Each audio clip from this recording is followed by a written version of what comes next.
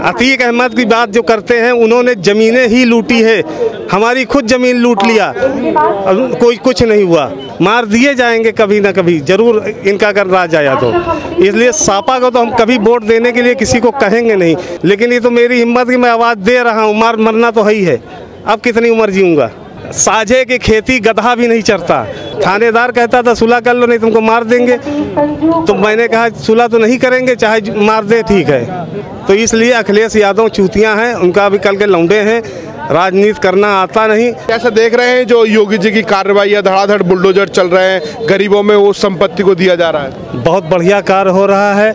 योगी जी की हिम्मत और दम को दाग देनी चाहिए, और भूमाफियाओं की ज़मीनें छीन कर गरीबों को दे रहे हैं, इससे बड़ा और काम क्या है। एक तरफ ओवैसी हैं, वो धमकी दे रहे हैं कि योगी जी मठ में चले जाएंगे और मोदी जी कैलाश में चले जाएंगे, तो तुमको बचाएगा कौन? योगी जी अगर मठ पे चले जाएंगे तो इन राक्षसों का वध कौन करेगा? इसलिए राक्षसों का वध करने के लिए योगी जी को मुख्यमंत्री बनाया गया है। कह रहे हैं कि चले जाएंगे मठ में और योगी जी पहाड़ पे चले जाएंगे। अरे वो खुद ही चले जाएंगे, जो मोदी जी और योगी जी को कहेंगे कि यहाँ जाएंगे तो वो खुद ही चले जाएंगे और किनारे बैठ जाएंगे। एक तरफ आपने देखा होगा कि उस समय ओवैसी के जो छोटे भाई हैं, उन्होंने कहा था कि 15 मिनट के लिए पुलिस हटा दी जाए तो हम क्या से क्या कर देंगे, और दोबारा इस तरह की धमकी। अरे वो तो पार्टियां हैं, कुछ भी कह सकती हैं, किसी को स्वतंत्र देश है हिंदुस्तान, चाहे जो कहें हैं। अभी कहा जाए कि लो 15 मिनट के छूट देते हैं कि मार के दिखाओ एक को भी, तो उनके में औकात नहीं है, फिर अब उल्टा सीधा बोलने का मौका दे रहे हैं। तो क्या लग रहा है कि योगी जी की जो कार्रवाई है वो वाकई ठीक लग रही है? बिल्कुल सही कार्रवाई है योगी जी की कार्रवाई। इससे अच्छा कोई आज तक 70 वर्ष बीत गए, आप सोचिए क्या किया लोगों ने। सिर्फ देश को लूटा और ज़मीनें लूटी गई। अतीक अहमद की बात जो करते हैं, उन्होंने ज़मीनें ही लूटी है, हमारी खुद ज़मीन लूट लिया, कोई कुछ नहीं हुआ। क्या आपके आश्रम पे भी कब्जा है? आश्रम पे नहीं है, हमारे पास खेत था यहीं, हमारा घर यहीं है। हाँ, उसको भी कब्जा कर लिया? कब्जा कर लिए, बिचवाए, पैसा ले गए, और अभी भी धमकी दे रहे हैं कि पैसा दो नहीं मार दिए जाओगे। तो क्या करें? मतलब योगी राज में भी इस तरह से साधु संतों को धमकी दी जा रही है? दी जा रही है, और मार दिए जाएंगे कभी ना कभी ज़रूर, इनका अगर राज आया तो। इसलिए सपा को तो हम कभी वोट देने के लिए किसी को कहेंगे नहीं कि सपा को वोट दीजिए। सपा से बड़ी गुंडे पार्टी कोई नहीं है।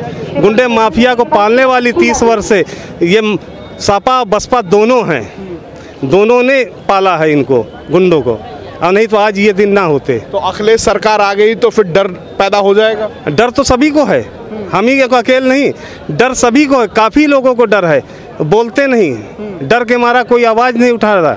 लेकिन ये तो मेरी हिम्मत की मैं आवाज़ दे रहा हूँ। मरना तो है ही है, अब कितनी उम्र जीऊँगा।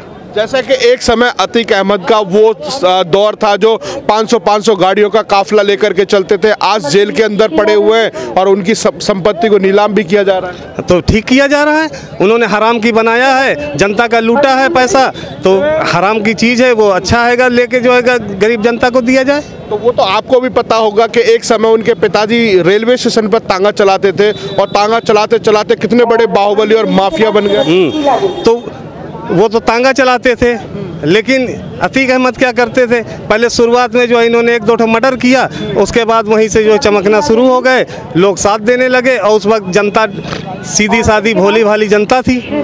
उस समय का दौर कुछ और था, अब आज का समय कुछ और है। अब योगी जी का समय, अब योगी जी का समय है।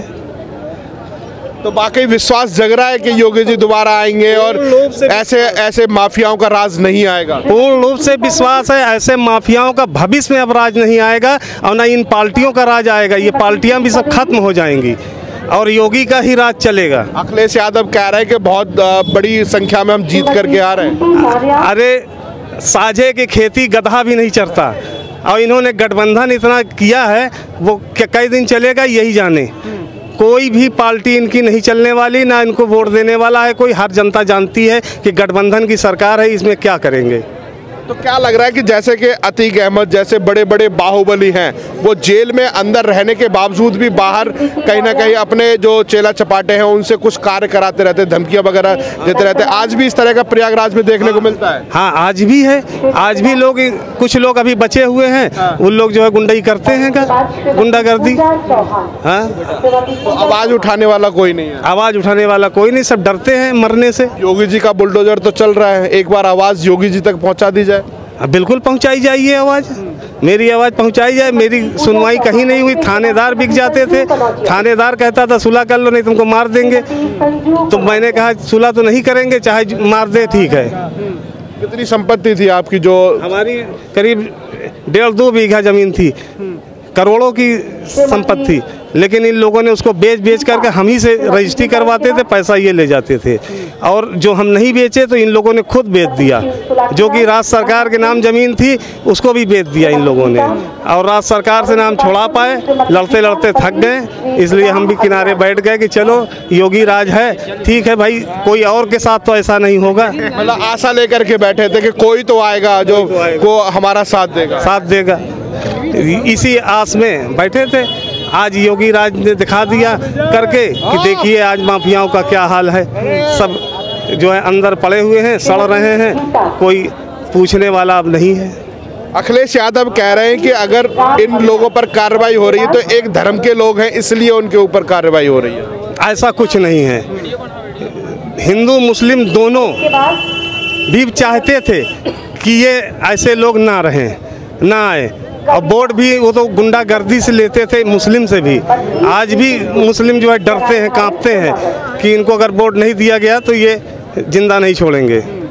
तो इसलिए अखिलेश यादव चूतियां हैं, उनका भी कल के लौंडे हैं, राजनीति करना आता नहीं, बस वही है कि किसी तरह योगी मोदी को हराओ।